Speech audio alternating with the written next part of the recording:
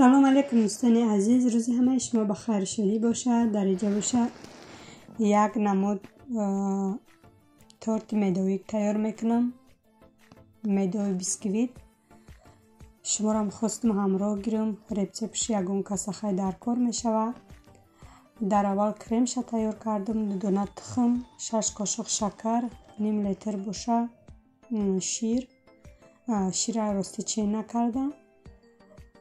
3 قاشق کلان крахмал ککروزنی میخل انداخته یک جای کردم. بالای پلیته دماندم. کوفته میستیم دمی بالای پلیته را بلندی بعد نمیمونیم. میخل سردنی میمونیم. کوفته میستیم تا تیار شدنی انمی کریمونه. پیش پلیته دور نمیریم. هم تگشته میچسبه هم کریم ما کلوله میزنه. برای همی کوفته میستم تا تیار شدن شه. قریب جوش آمد. این کریم در هم نمودی تورت استفاده بری می شود. در گل اندازی هم می شود. نمیخیل آسانه تیار کردنش.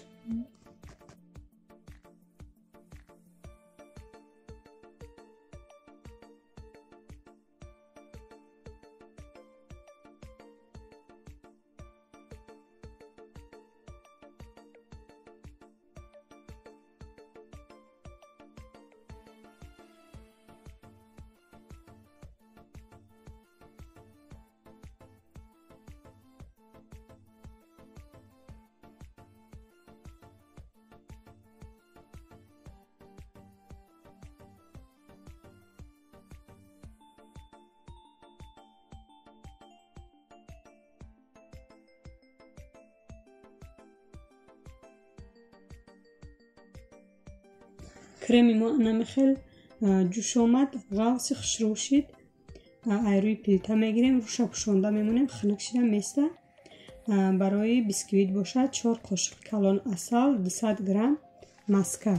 پلیته را بلندی بند نمیکنیم. هم خیلی سرید نیده میمونیم. همین مسکه و عسل خشرو نمیخیل آو شد. خیلی بگیم که جوشیده است. خیلی همین گرم شد آو شد تمام. وایشه سوده شم میندازیم. 2 قاشقچه سوده های میندازیم. خشرو هم خیلی میکویم. سوده را بگیم سرخ نمیکنیم یا که نمیسوزانیم. همین خیلی میکویم که وایشه کافی سفید کنه. همین خیلی کوفتم. پلیته را با پسره کردم. وقتی سوده را انداختم همین خیلی کافش وزی کم تر غاوس میشه. سرخ نشده من میگیرم تور پلیته. این میشه دخترازی باشه. دمو در کره 300 گرم ارد با ما و رسپش یگون کاسه در کار باشه. در پیسه می نویسیم 300 گرم ارد در کره. روی پلیته گرفتیم. نمی گرم و گرم ارده دمی مسکه و عسل میندازیم. 300 گرم ارده چخلی که گفتم خیلی به لفچه بیخته. خشرو یک جای میکنیم. یک بار انداختم.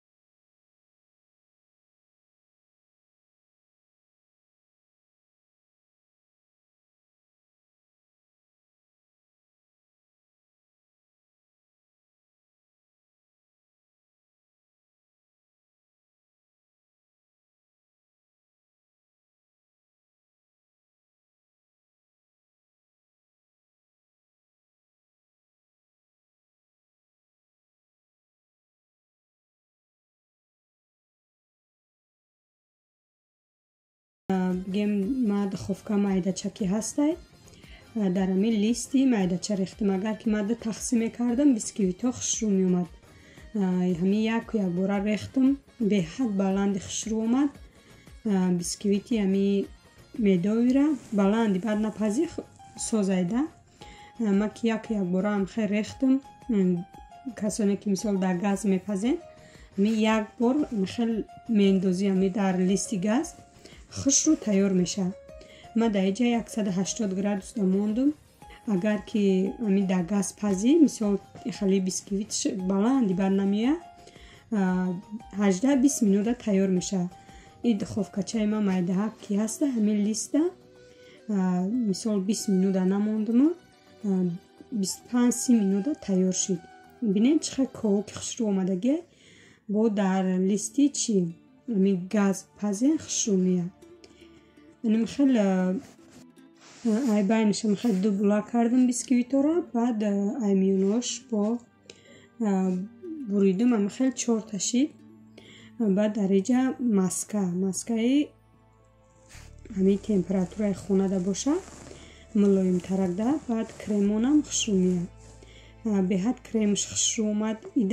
дафъангее ки тор карда будам камтарак бурида буд. ай сабабе ки чен кардагӣ набуд маска. дар инҷа бошад хел 100 грамм боре маска ҳаю. баъд креме ки отала тайёр карда будем ваям хунук хушрӯ шудагӣ. хел маскаро ки лад задам кам камак ӯ креми тайёр кардагим андохта лад задан мегирем.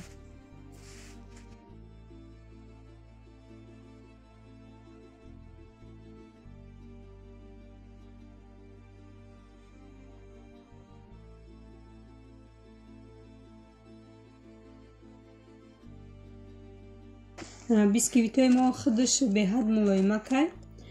бо хоҳем хел сироп тайёр кунем. ма иҷода сироп тайёр кардам барои бо питатса карданаш мулоимак шиданаш. хел қабат ба қабат крем мекунем.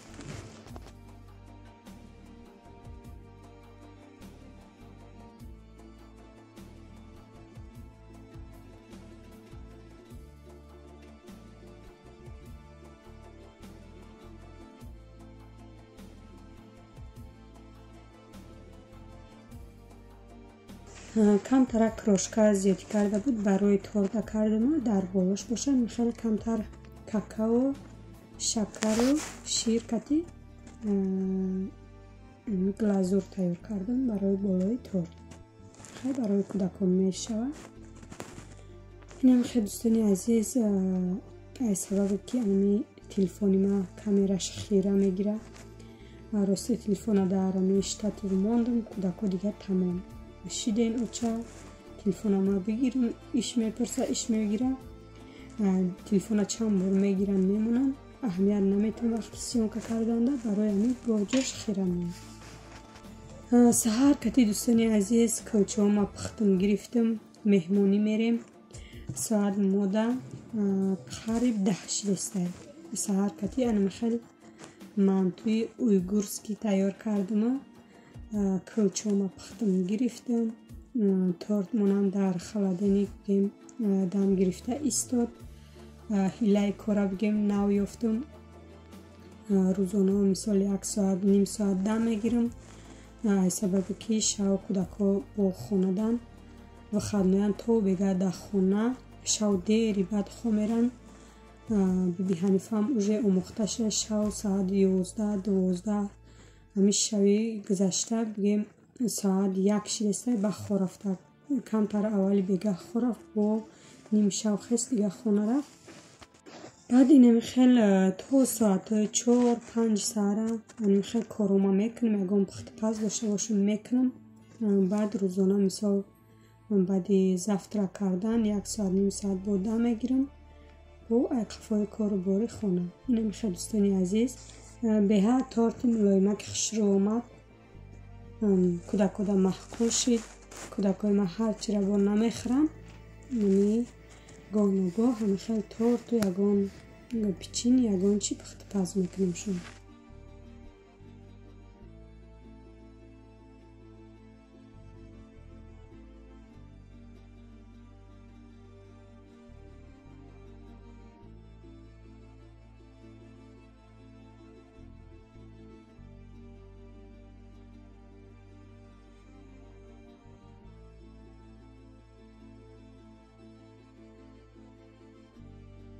اینجا باشه سفر داریم دوستانی عزیز خانه یک مومامون با بولکای اروسمون ای سال 2012 کتی امی شوهرم شناسن شوهرش کی بود کتی شوهرش بگیم رفت آمد داشتن رفت آمد سخت داشتن کار بارشون بگیم که بسیار بود فایرو میکردن اما کنوشنی که ما زندگی میکردیم ایمی کنوشنی ایزابورو اوسو با قشلاق کلام بود خیلی دورترک بعد بگیم قریب چند قشنمی یک سال میشه که نرفتم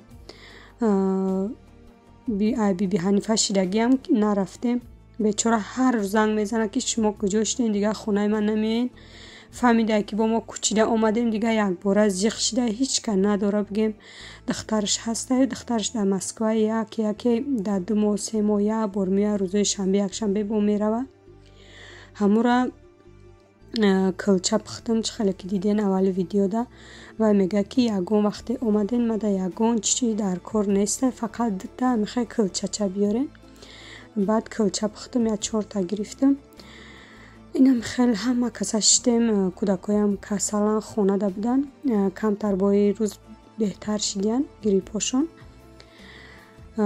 کودکا را پوشاندیم رفته استیم سفر داریم به سوی خونه امی مومامون ای جایی که زندگی میکنیم 8-9 کیلومتر دوره او که دور نیسته به حد پزمان منشده خیلی رفتیم دیگه چی کاری کردن شنا میدونم میگه این قدر روز شما نامدین در او کنوشنی بدیم خودم رفتگی که نبودم بانک روی میکرد سالیونی و ورینی هم خیلی چی روی میکرد با ما کلچه روی میکردم با دستمو جیانای شوهرم روی میکردم که برایم بتینشه خودم دیدگی نبودم شنا قریب 1 سال میشه شوهرم در یک روز پیشکی زنگ زده شوهرم اتوی نداده نمره مرا ایک جای افته زنگ زده من تلفن من نصرای که کرده بودم میگم نمره بیگانه کی باشه بسیار همی زبیربانک و کمپانی هم خیلی چیو زنگ میزنن نمره بیگانه اومد من میبردارم و گفتم بیا خیلی بردارم من گوش کردم میستم کمپانی باشه کشتر روی میکنم که برداشتم گوش کردم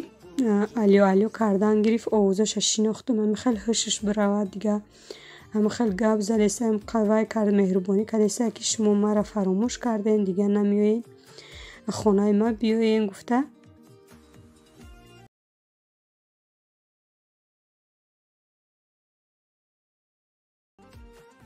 امروز میریم پگاه میریم گفته اوجه 1 هفته شد ما میره حکیم بعد طرفشون که مثال جنگل نیمه اسفال نیسته هم خیلی لوی میشه برف بارون گفتیم کمتر زمین ها یخ بغلطه بعد رفتنش آسونه مثال زمین ها یخ باشه نمی خیلی خیلی رفته استیم به همی پیش کنوشنی میگذاریم در راه کنوشنی همی خیلی برفی خشرو برفی گرم ایسه زده استه ایسه همی خیلی آب شده رفته استه تا آخرین نواره با ما باشه دوستانی عزیز با پیش خانه ماما مونده رسیدیم با همراه شما هم صحبت میشیم